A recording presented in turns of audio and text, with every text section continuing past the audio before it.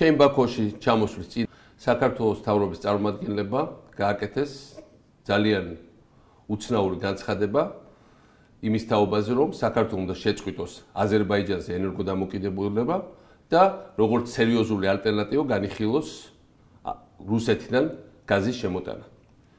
რუსეთიდან ჩვენ მცირე რაოდენობის გაზი მთელი ეს პერიოდი ისედაც შემოქონდა, როგორც სომხეთში ტრანზიტის საფასური, მაგრამ რუსეთის სერიოზულ ალტერნატივად განხილვა ენერგეტიკის თვალსაზრისით. ეს არის საქართველოს დამოუკიდებელი კურსის ფუნდამენტური გადახედვა.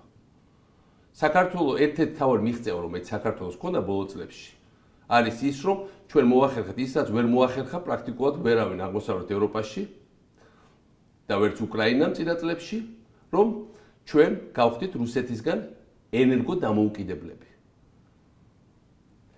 დღეს როცა უკრაინამაც კი დაიწყო სხვა წყაროებიდან გაზის შემოტანა, როცა მთელი ევროპა ცდილობს თავი დააღწიოს რუსეთთან დამოკიდებულებას.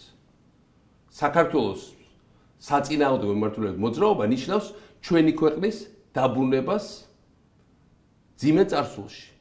იმიტომ რომ ჯერ ერთი აზერბაიჯანის გაზი რამდენჯერმე უფრო იაფია ვიდრე რუსული, მეორე აზერბაიჯანის სტრატეგიული ინტერესია საქართველოს დამოუკიდებლობა და სტაბილურობა, იმიტომ რომ ეს ნიშნავს ასევე აზერბაიჯანის დამოუკიდებლობას და სტაბილურობას, და ამიტომ ძალიან იაფად გვაძლევს ამ გაზს. რუსეთის ინტერესია მეზობლებზე კონტროლის დამყარება და ამაში ენერგობერკეტის გამოყენება. აქ ველოსიპედს ვერავინ ვერ მოიგონებს. რა თქმა უნდა, ჩვენ გვჭირდება ალტერნატიული წყაროები ყოველთვის, მაგრამ ამისთვის უნდა ვიმუშაოთ თურქმენეთთან, ყაზახეთთან და რუსეთი ამ მხრივ ვერანაირად ვერ გამოდგება, იმიტომ რომ ჩვენ უნდა კარგად გვახსოვოთ, ჩვენ არ გვჭირდება ისეთი წყარო, რომლის მესვეური გადაწყვეტს, როგორც ეს მოხდა რამდენიმე წლის წინ, რომ არ მოწოს ჩვენი პოლიტიკა და ერთ ზამთრის სუსხიან ღამეს ჩაგვაბნელებს, გაბყინავს,